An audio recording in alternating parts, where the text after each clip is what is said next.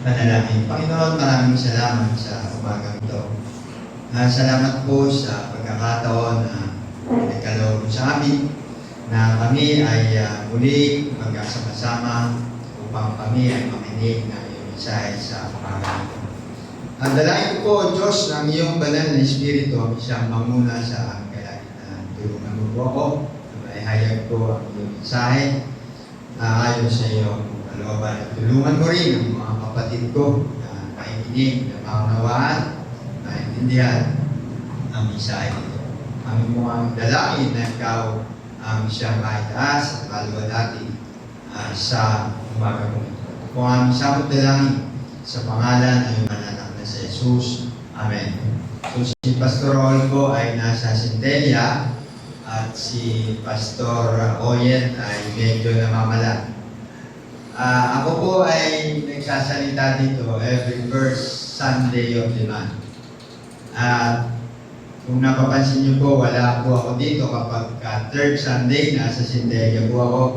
Kapag fourth Sunday, nasa Moro. So, palit-palitan po kami. Dapat si Pastor Hoyet yung magkasalita ngayon, kaya lang sabi niya, hindi niya kaya. Purihin ng Diyos dahil meron naman akong nakahanda na mensahe para sa December 1, yung first Sunday. Kaya kahapon ay nag-PowerPoint na lang. Pero alam niyo po, tayong mga naglilingkod sa ating Panginoon. Dumarating talaga yung mga pagsubok sa atin para hadlangan tayo na hindi natin magampanan yung ipinapagawa sa atin. Alam niyo po, kahapon, bago po kami pumunta ng Morong, ang usapan po namin ay 1:30. Siguro mga 1:15, niyaya ko na po yung asawa ko at susundin namin si Sister Conching kasi yung dalawa ay nasa 7-Eleven. At paglabas ko po, laking gulat ko dahil may bangga po yung sasakyan ko. Ang laki! So, nakapakada po siya dun sa tapat ng bahay namin. Nalam ko talaga ako kasi hindi siya yung gas-gas lang talagang sa likod. So, iniisip ko kung lutang ako. So, hindi ko alam kung gagawin ko, hindi ko mabuksan yung CCTV kasi yung mga kasama ko ay naghihintay. So, pinabayaan ko, sinundo ko sila, diretso kami ng Moro. So, lutang talaga ako habang nagdadrive ako, iniisip ko kung bakit. Sabi ko, pag ako yung nabubundol na wala namang damage, pinapabayaan ko lang. Okay lang, inato ito. Pero bakit kung ako, tinakasan ako? Parang normal lang sa atin na medyo sasama yung loob mo kasi hindi man lang, hindi pinakbuhan. So, nung nasa Morong kami, hindi ko ma-open yung aming CCTV, mahina yung signal. So, sabi ko, wala, ano na lang ako. Pagbalik namin nung gabi, una kong ginawa ay pinunta ko yung bahay namin. Tinanong ko kung may CCTV. Hindi daw. So, ginawa ko po ay binuksan ko yung sa amin. Nag-playback ako at nakita ko akong kotse. Yung pamilyar kayo sa amin, letter T yung ano namin, tumbo kami. So yung kotse ay galing dun sa apartment ng matras. Dinig na dinig sa CCTV yung bangga tapos umalis. At purihin ng Diyos kasi yung pasahero ay yung pinikap ng in-drive ay kakilala namin at estudyante ni Digna yung anak. So, binigay sa amin yung details. At least, meron kaming paghahabulan, nakita ko yung details. So, hinihintay lang namin. So, purihin ng Diyos kasi na medyo na pawi yung sama ng loob kasi meron kaming paghahabulan at kailangan na makausap. So, ibinigay ko sa anak ko, sabi ko, yung maalam kung paano yung gagawin. Pero nasa amin ang details. Habang nire-review ko po yung aking yung mensahe, 11, ay tumawag naman yung pamangkin ko. Sabi niya, dito, dadalhin natin sa ospital yung anak ko kasi nagsusuka. So, pumunta kami mag-asawa, sinamahan namin. Nakabalik po kami, alas 5 na. Kaya wala pa po ang tulog ngayon. So, sabi ko nga, ganun talaga. Minsan darating, pero sinusubukan, siguro, pinakaaway. Para hindi ka walang magsasalita, walang marinig. Pero hindi natin nahayaan na tayo ay patag ng away. Di ba? So dumarating yun sa punto. So alas 5, ay ako pa naman pagka umaga na gano'n, hindi na talaga makakatulog. Pero purihin ng Diyos kasi wala namang nangyari dun sa anak ng pamangkin ko maayos. Nung balis na po kami, mga 3:30, pag-start ko ng kotse niya, wala namang battery. Nasira. Hindi kami makaalis. Nasa Marikina Valley kami. Hindi kami makaalis. So, binising namin yung isang pamangkin namin. Sabi ko, ihatid mo muna kami kasi magsasalita ako sa umaga, hindi ako pwedeng umagahin. Kaya umuwi kami. Nakabalik yung pamangkin ko, mga alas 7 kasi tumawag pa sa Autolite. So, nakikita niyo po yung minsan sitwasyon sa ating paglilingkod. Talagang, ngayon, titignan ko ano ba talaga yung gagawin natin. Pero ang Panginoon ay mabuti. Mayroong mga pangyayaring hindi maganda. Pero nakikita natin kung paano siya kumilos sa buhay natin. So, umaga po ito, kung natatandaan niyo po yung mensahe ko nakaraan, patungkol sa disobedience. Natatandaan niyo po ba? So, ano po natin, sabi ko ito sa ating panag-aralan, ang pagsuway ay pagtanggi sa kapangyarihan ng Diyos. At ang pagsuway ay sumisira sa mga pagpapala ng Diyos. Ang pagsuway ay nagpapakita ng puso mapagimansik.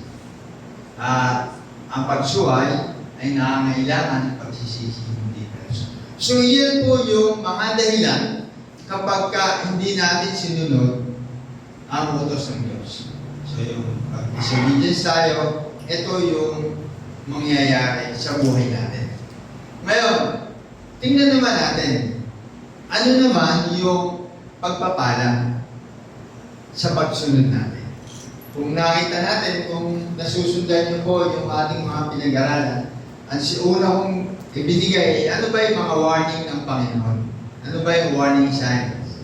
So, nung malaman natin, ano naman yung magiging sitwasyon ng buhay ko kapag ako ay sumuway.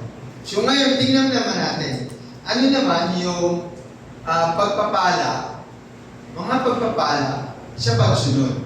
Kung tayo ay susunod sa ating Panginoon, sa kanyang mga utos. Ating konteksto, sabi po sa Deuteronomy chapter 28, verse 1 to 2, kung susundin lamang ninyo si Yahweh na inyong Diyos at tutuparin ang kanyang mga utos, gagawin niya kayong pinakadakila sa lahat ng mga bansa sa balat ng lupa. Mapapasa inyo ang lahat ng mga pagpapalang ito kung susundin ninyo ang Diyos ninyo si Yahweh. So itong passage po na ito, blessing through obedience, yung pagsunod natin. Makikita natin dito yung conditional promise. May kondisyon na pangako. Pag sa English po, ang unang salita niyan, if. Pero dito, yung kung susundin. So, ibig sabihin, may kondisyon pangako sa pagpapala na ito ay nakasalalay sa ating pagsunod. Sa English, nakalagay po doon, faithfully obey. Sa Hebrew word po yun, yung obey ay shama. Ang ibig sabihin, more than just following orders. It implies to listen with the intent to act. So yun yung pinapatungkol ng teksto na ito. So ang tunay po na pagsunod ay daan patungo sa pagpapala ng Diyos. Ang layunin nito ay upang ipakita na ang pagsunod sa Diyos ay nagdudulot ng biyaya, kagalakan sa ating buhay bilang mananampalataya. So ang pagsunod ay hindi palaging madali. Ngunit ito ay laging may gantimpala. Mula pa sa panahon ni Abraham hanggang sa mga alagad ng ating Panginoon Jesus, ipinakita na ng Diyos na pinaparkuran niya yung mga taong masunurin. Ang pagsunod ay tanda po ng tiwala natin sa Diyos. At ito po ay nagbibigay ng pagpapala sa mga nagtitiwala sa Kanya. So ang pagsunod ay hindi lamang paggawa ng tama, ito ay pagpapasako sa Diyos. Kapag ang buhay ng mananampalataya ay nakahanay sa kalooban ng Panginoon, nagbubukas siya ng mga pintuan na hindi kayang buksan dahil sa pagsusumikap lamang. Hindi po pagpapala ang hinuuna, kundi ang pagsunod.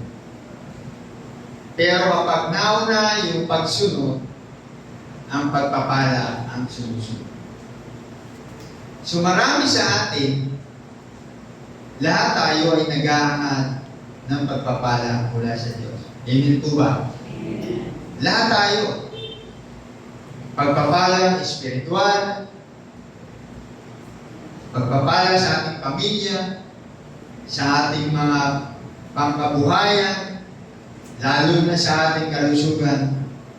Ngunit, tandaan po natin yung sinasabi ng Deuteronomy chapter 20, may malinaw siyang kondisyon. Ang pagpapala nagmumula sa Diyos ang pagsunod.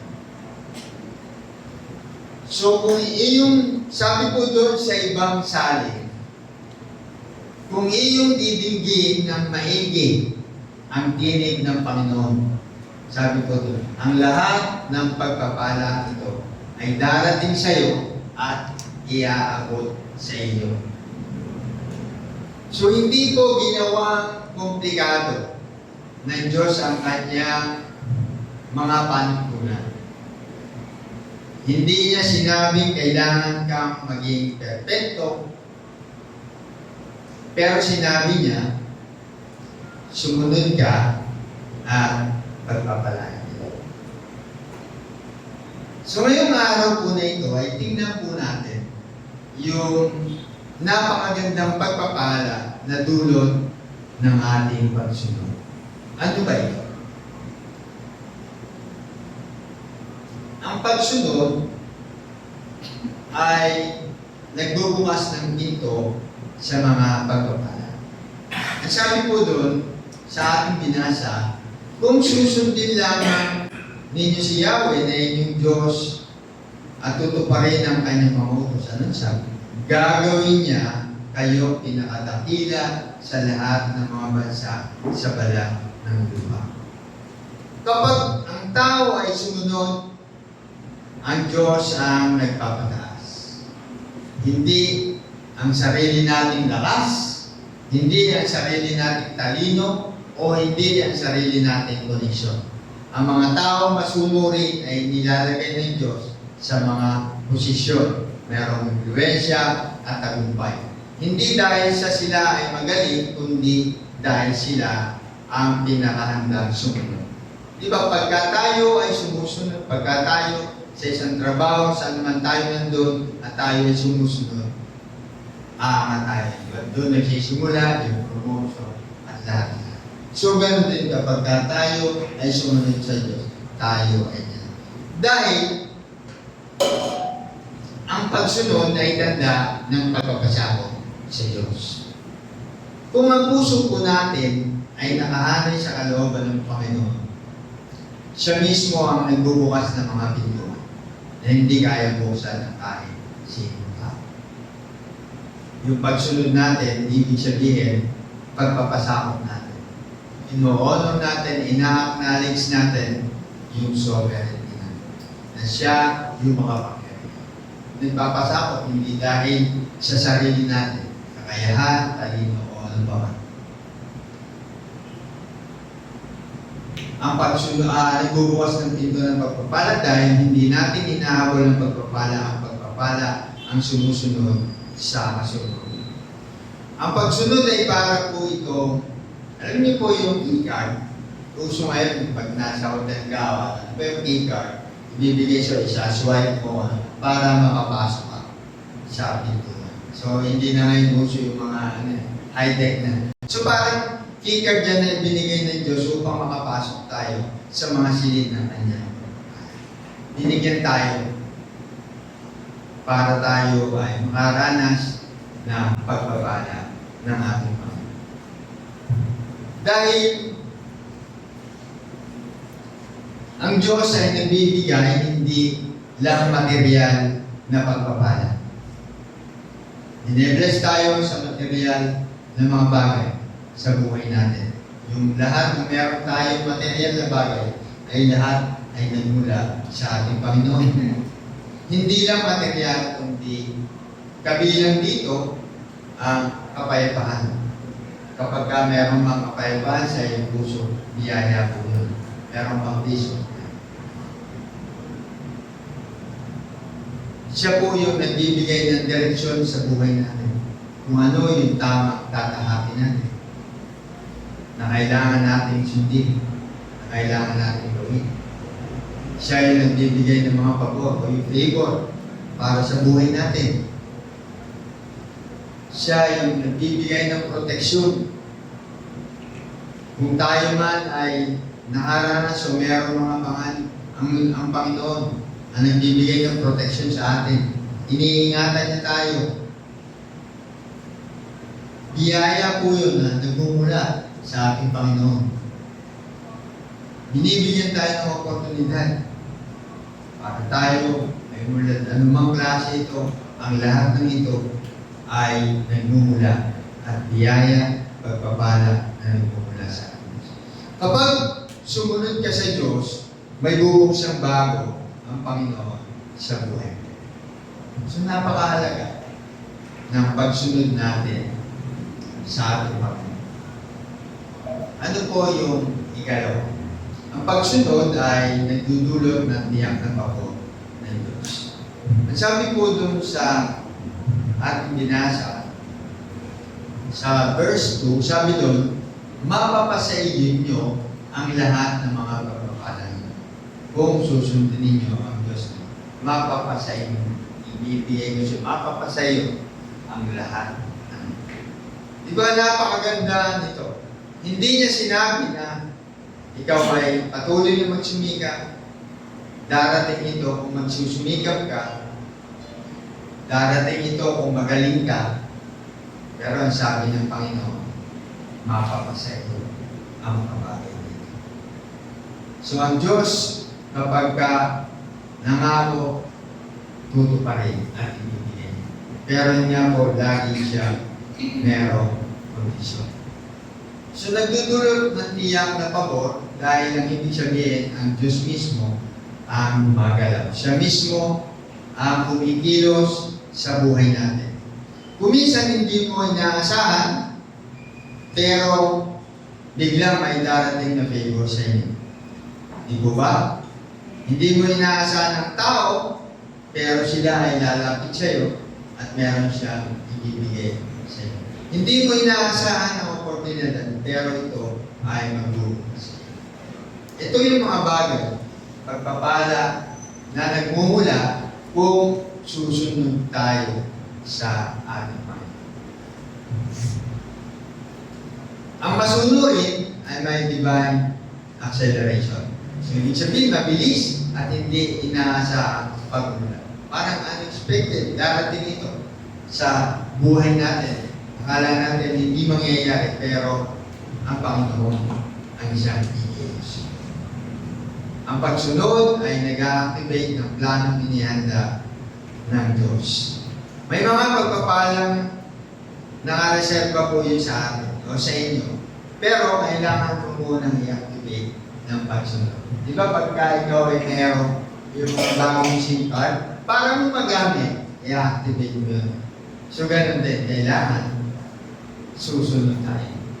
Kailangan natin sumunod. Kapag may pagsunod, may kasamang proteksyon laban sa mga planong hindi galing sa Diyos. Di ba yung mga bata, tayo, di ba? Pag sumunod tayo sa ating mga magulang, may premyo, di mo siya, sumunod ka daw. So, ito yung mga pagpapala na dapat nating malaman kung tayo ay susunod. Ano po yung ikatlo? Sabi ko doon na, nagbibigay ng matatag na pundasyon sa buhay po natin. Kapag tayo ay sumusunod, matibay yung pundasyon. Ano yung sabi doon sa ating binasa? Sabi po doon, ay kung susundin lamang ninyo si Yahweh na inyong Diyos at tutuparin ang kanyang mga utos, gagawin niya kayo pinakadakila sa lahat ng mga bansa. So ang pagsunod po ay hindi siya isang event lang. Lifestyle po ito. Lifestyle po yung pagsunod. Ang pagsunod ay hindi, kumbaga minsan ang pangyayari, hindi ito one time na decision natin. Ito ay daily lifestyle natin. Hindi pwedeng susunod ka bukas at sa kinabukasan sa ibang araw ay hindi na. Meron ka lang pinipili. Ang pagsunod dito po ay araw-araw ay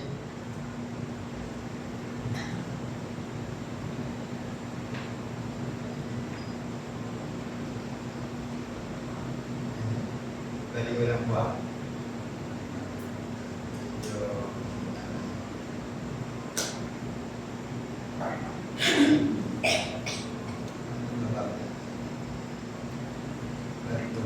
paano babalik?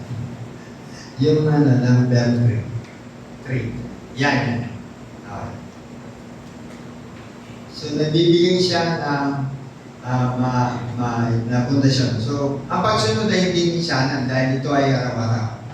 Sabi nga doon, ay sumusunod ka kahit pagod. Sumusunod ka kahit mahirap. Sumusunod ka kahit wala nakatingin. Pagod. Nakita ko yung mga kasama natin, pagod yan. Kagabi, tapos pumunta sila ng maaga dito para maglinis kahit pagod, sumusunod dahil yun dapat na gawin. So kahit wala nakatingin, sumusunod tayo. So kung ang disiplina ng pagsunod ay consistent, ang pagpapala ay continuous.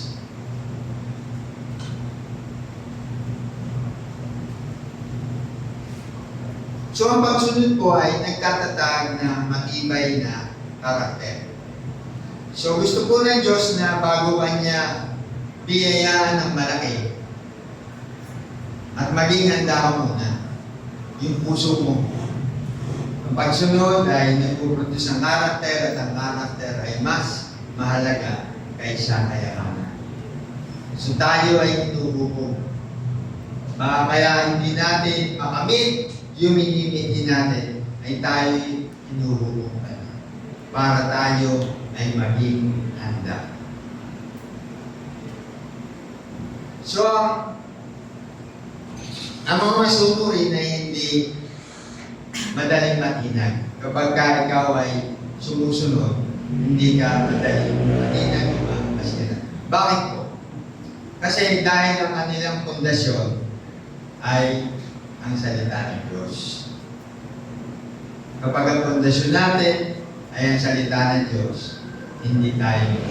Anuman ang dumating sa buhay natin, anuman ang klase ng pagsubok, pagka rooted tayo sa salita ng Diyos, hindi tayo matitigil. Dahil ang pundasyon nila ay yung kalooban ng Diyos. Ang kalooban ng Diyos, ang ating sinusunod, hindi yung kalooban natin. Kapag ang kalooban ng Diyos, ang sinunod natin, matibay tayo. Matatag tayo. Matibay yung pundasyon natin bilang isang mananampalataya. Dahil ang sinusunod natin ay yung direksyon ng Diyos. Kapag sinunod natin yung direksyon ng Diyos, tama yung tatahakin natin. Nagkakamali tayo kasi kapag ang sinunod natin ay yung sarili natin. Sarili nating direksyon. Normal kasi sa tao na sarili natin direksyon.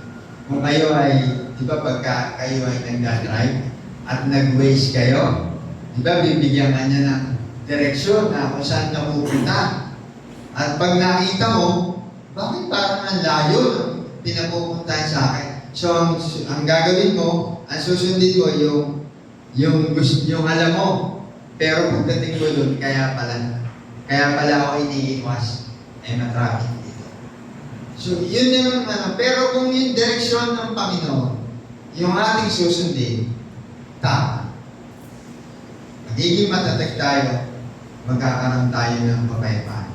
So, mas matatag ang buhay na nakatayo sa pagsunod.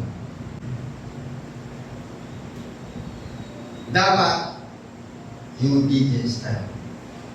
Ano man yung mga pinagdaraanan natin, pagsunod yung susi. Ang pagsunod po ay nagbibigay ng malinaw na direksyon sa ating buhay. Sabi po doon sa ating pong talata ay mapapasa inyo ang lahat ng mga pagpapala nito kung susundin ninyo ang Diyos ninyo sila. Mapapasa inyo. Amen po ba? Mapapasa inyo.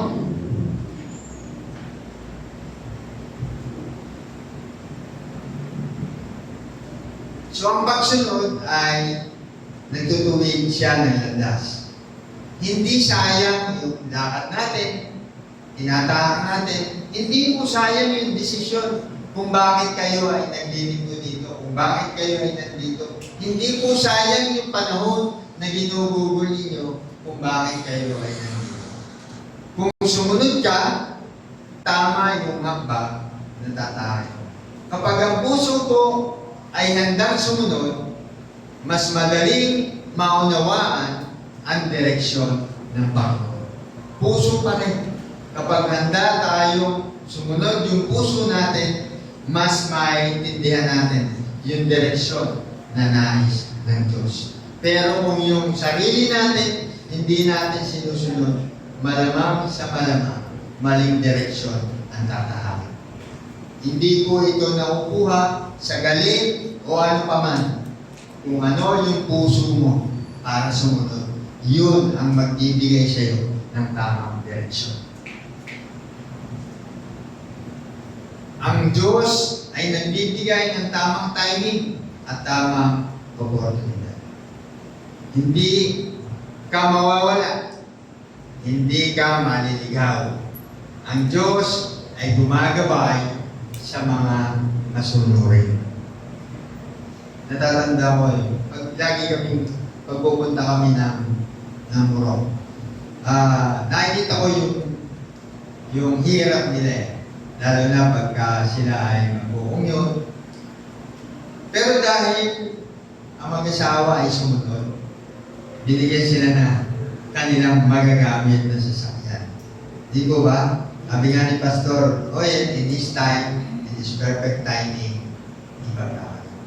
So, ang susi po kasi nun ay yung pagsunod. Minsan, hindi natin sukat ang akalain na ipagkakaloob sa atin. Di po ba?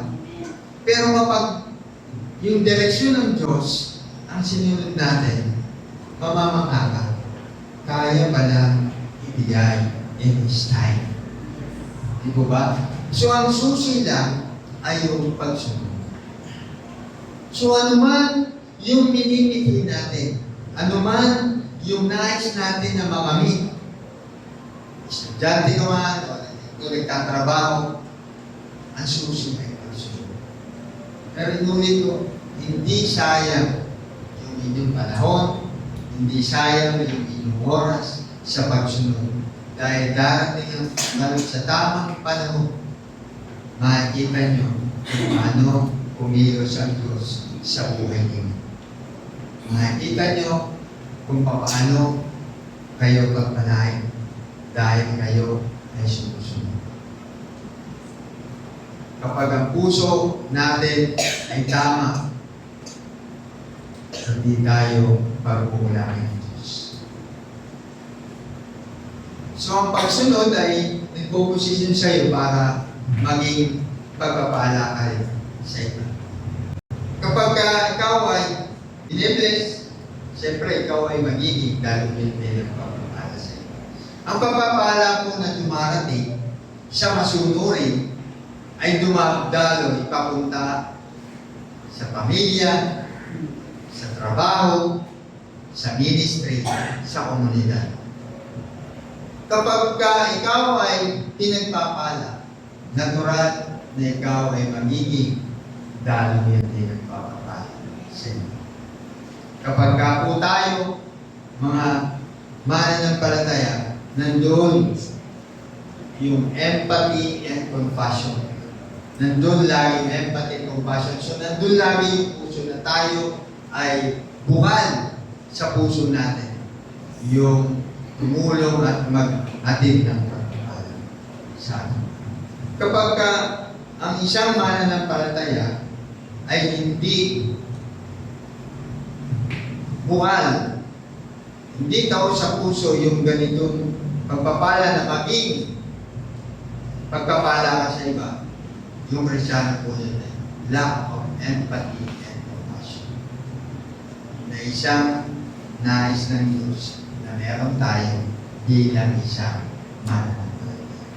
So kung tayo ay susunod, tayo ay magiging dalo. Gusto niyo po ba na kayo maging dalo yan ng pagpapala? Sumunod po tayo. Kung tayo ay hindi susunod, hindi tayo magiging pagpapala sa iyo. Kaya nga po, isa sa programa ng ating iglesia ay ibigay naman natin sa iba yung mga pagpapala. Share naman natin doon sa mga nangangailangan.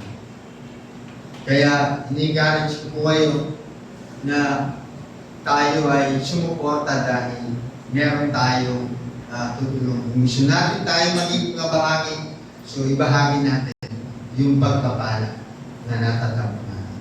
Dahil lahat ng pagpapala na meron kayo, meron tayo, ay nagmula sa Diyos. Hindi ako. Lahat ay ganyan. Steward lang tayo. Tayo lang ay tagapamahala. So napakaganda bilang isang tunay na mananampalataya na nandun bukas ang puso natin na maging pagpapala tayo sa iyo. Nalalaman natin, nararamdaman natin yung pangangailangan ng ibang tao. Alam natin kung ano yung kanilang mga pangangailangan na dapat natin bigay kung tayo ay mayroong pagpapala na nagmumula sa ating Diyos. Ang pagsunod ko ay ebidensya ito ng pag-ibig natin sa Diyos. Sabi po ng Juan chapter 14 verse 15, kung iniibig ninyo ako, tutuparin ninyo ang aking mga utos. Kung mahal niyo daw ang Diyos,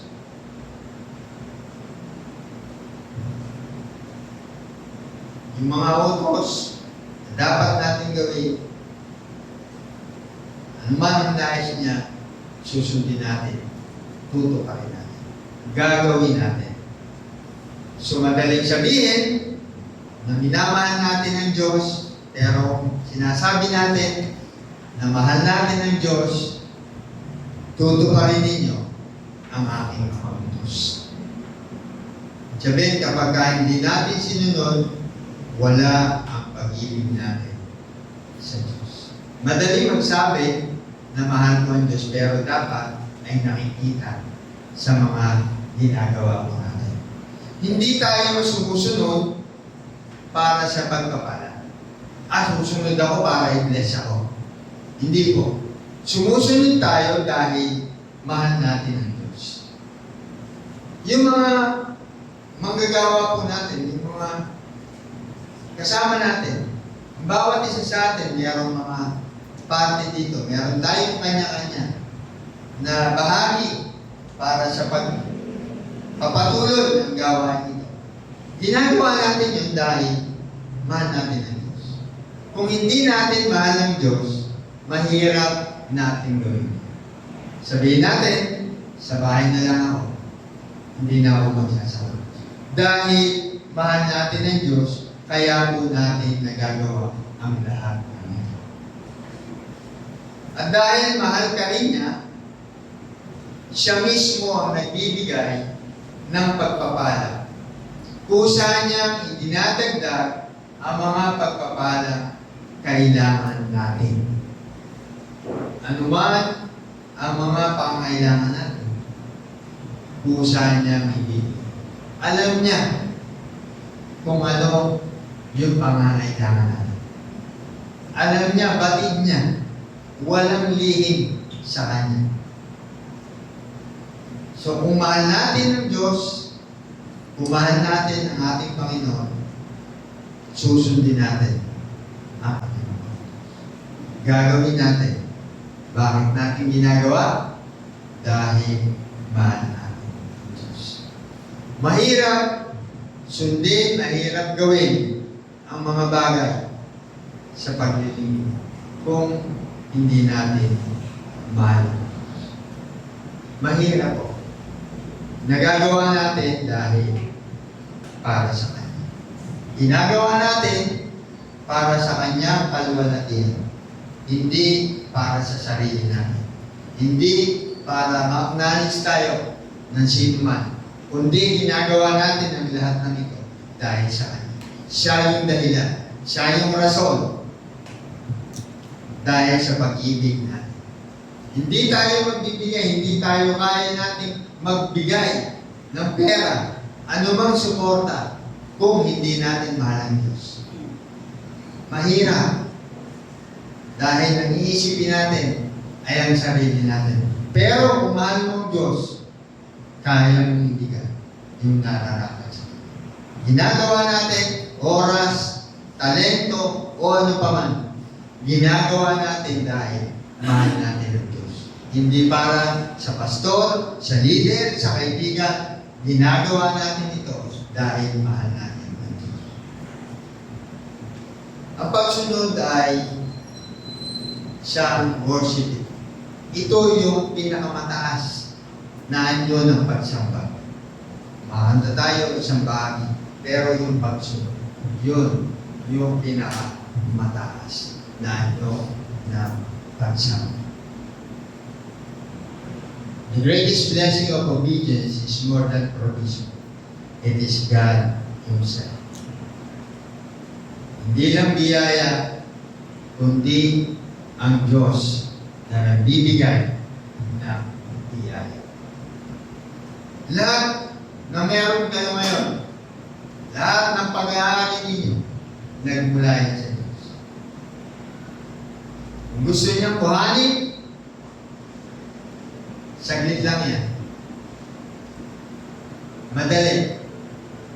Pero kapag ikaw ay sumusunod, alam ng Diyos kung ano yung pangailangan. Isa pong magsasaka, yung nagtanim ng puno sa tabi ng ilog. Yung mga mahilig magtanim. Alaman man niya o puno. Araw-araw niya dinidiligan. Inaalagaan. Di po ba pagka tayo ay mayroong tanim, dinidiligan natin, inaalagaan. Maaaring pagkaraan ng ilang taon, nagbunga ito ng masagana. masagalang prutas. At sinabi niya, kung hindi ako naging tapat sa pag-aalaga, hindi ko natamasa ang ganitong ani. Hindi ko ba sa inyo ba mahilig magtanong sa karbili? Mahilig yan. Diba pag nakita mo ang mga rosas mo ay bumuka dahil inalagaan mo yun, diniligan. Kung hindi mo ginawa yun, hindi mo mararanasan. Hindi mo siya makikita na malago. Ano mang itinanim po natin. Ganyan din po yung pagsunod. Maaaring mahirap sa simula. Pero sa dulo, masaganang biyaya at buhay. So yung pagsunod natin, may kasamang hirap. Hindi siya laging madali. Sa simula, mahirap. Pero sa dulo, masaganang biyaya ang buhay. So mahalaga. Mahalaga yung ating pagsunod. Ano po yung ating pagsunod?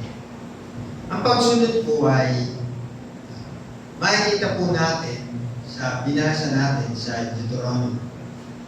Malinaw na sinasabi na ang pagsunod ay nagdadala ng pagpapala.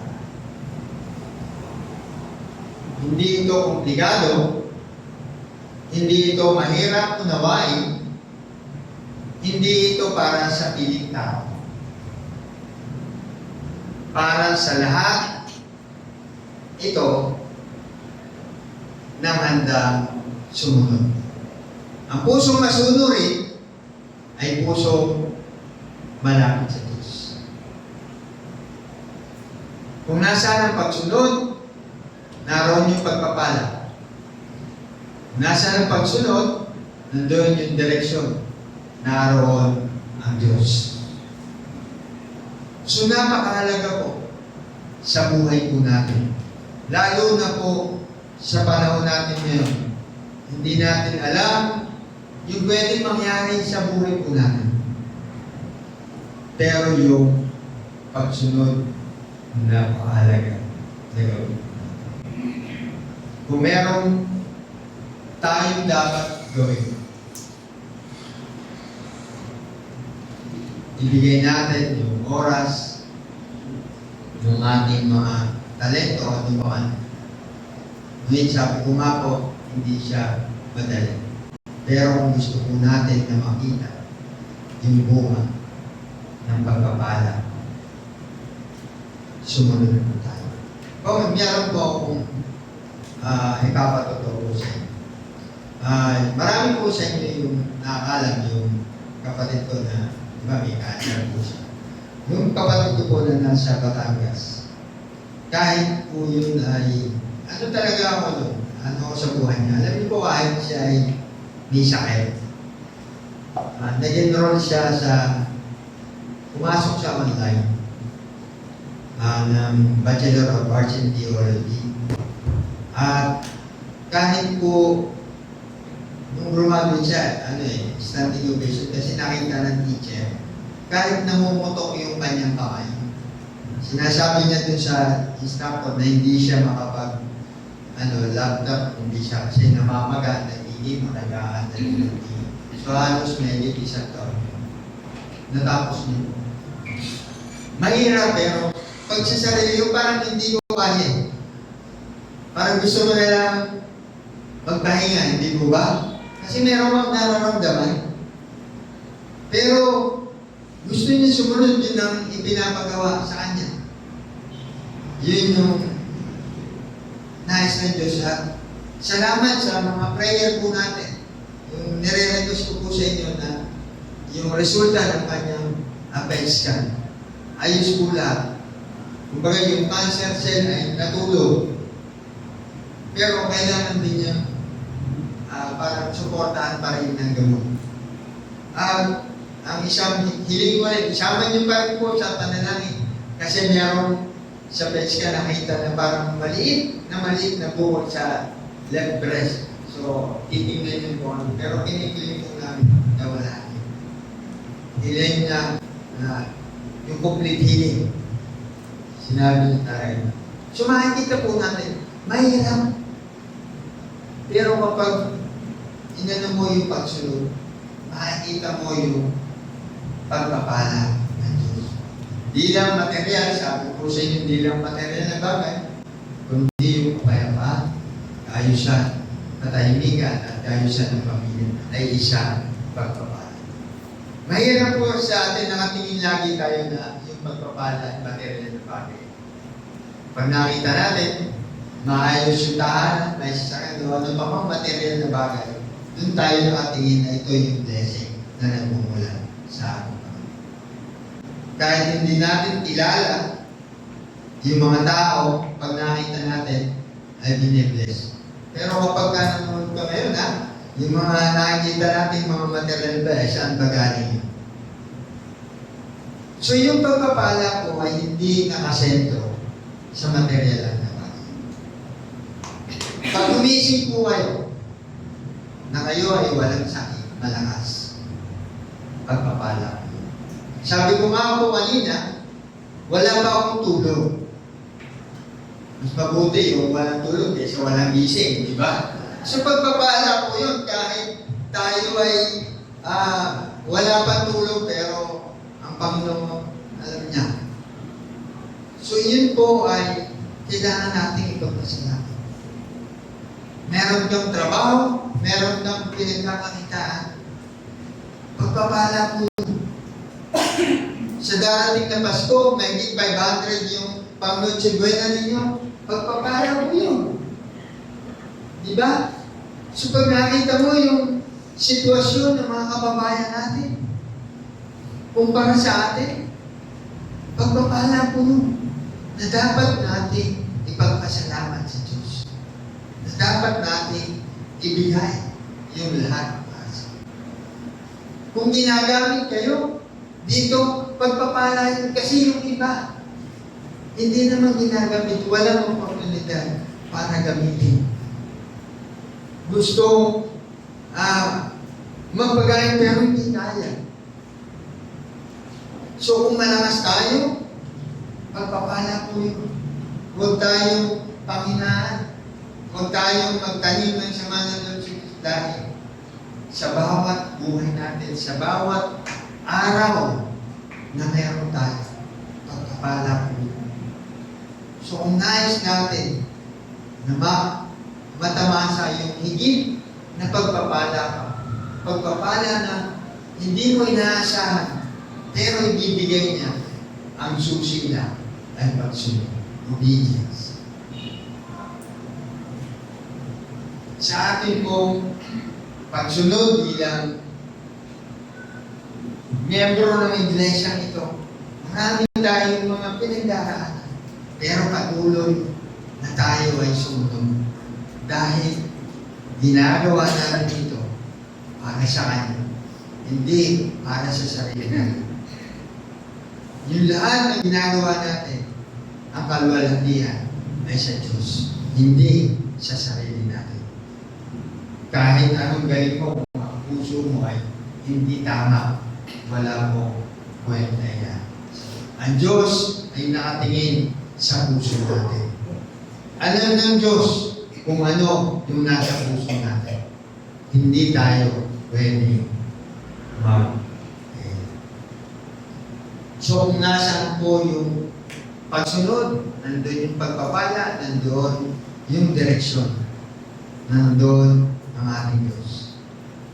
Ngayon mga kapatid, ang tanong ko po ay simple. Simple ang aking tanong. May area ba sa buhay mo na hinihiling ng Diyos yung pagsunod? Kung may area pa sa buhay mo, na nais ng Diyos yung pagsunod, na nais kang sumunod, sa tingin mo, sa sarili mo, kailangan mong sundin ang nais ng Diyos. Kailangan mong gawin ang tama. Kung oo, Ngayon ang oras para ikaw ay sumunod. Hindi bukas, hindi mamaya, hindi sa susunod na. Hindi pwede natin sabihin, susunod na lang ako sa next week. Susunod na lang ako sa next year. Susunod na lang ako sa isang month. E paano kung may mangyayari sa'yo, hindi ka na nakasunod? So ang pagsunod ay ngayon ang oras ng pagsunod natin sa Diyos. Salisin po natin ang ating mga puso. Ano yung area ng buhay na nais gawin mo sa pagod? Ako ay sumunod. Tayo po ay gano'n. Panginoon, maraming salamat.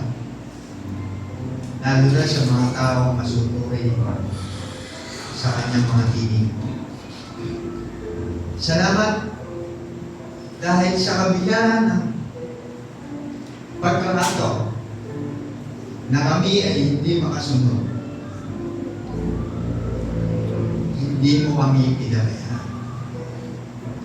Salamat dahil kahit may pagkakato na hindi kami makasunod sa iyo, hindi minsan, hindi mo kami pinabayaan. Lord, sa oras po na ito, saliksikin mo ang aming mga puso. Kung merong mga area ng buhay natin na kailangan namin isuko para kami ay makasunod, tulungan mo kami. Ano man ang nais mo sa aming buhay, ituro mo, ipakita mo sa amin. Lord, tulungan mo kami na makasunod sa iyo. Tulungan mo kami na magawa namin.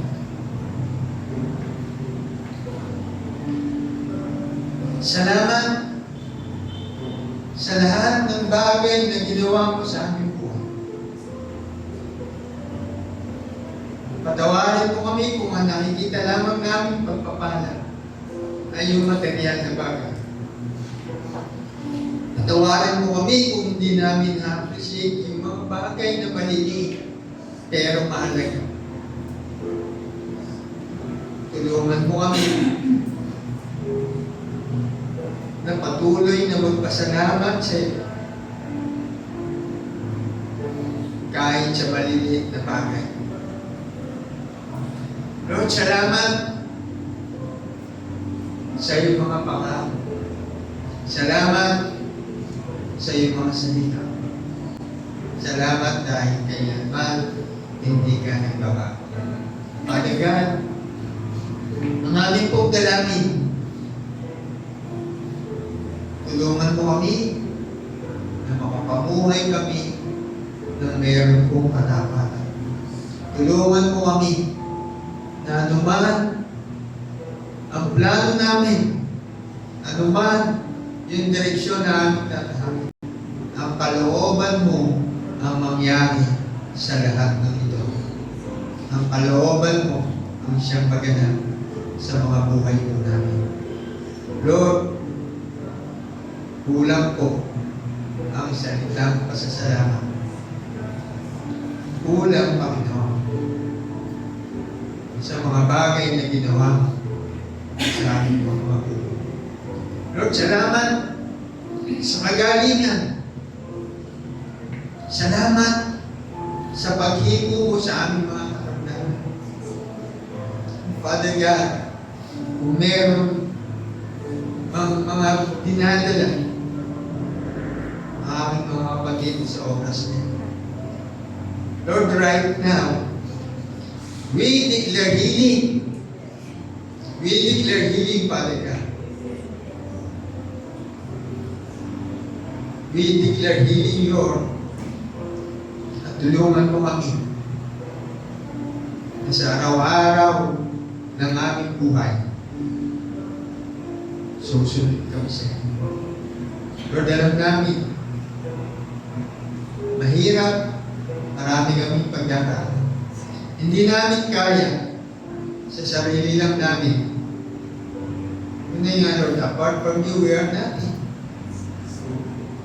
Kaya Lord, tulungan mo kami. Lord, kung may oras na kami ay nanghihina, palakasin mo kami. Kung may panahon na kami ay nawawala ng pag-asa, kapitan mo kami. Samahan mo kami. Kung kami ay nalulungkot, nag-aalala, akapin mo kami. Lord, salamat. Sa lahat-lahat ng bagay na ginawa mo sa aming buhay. Salamat sa iyong kabutihan. Sa kabila ng aming kahinaan,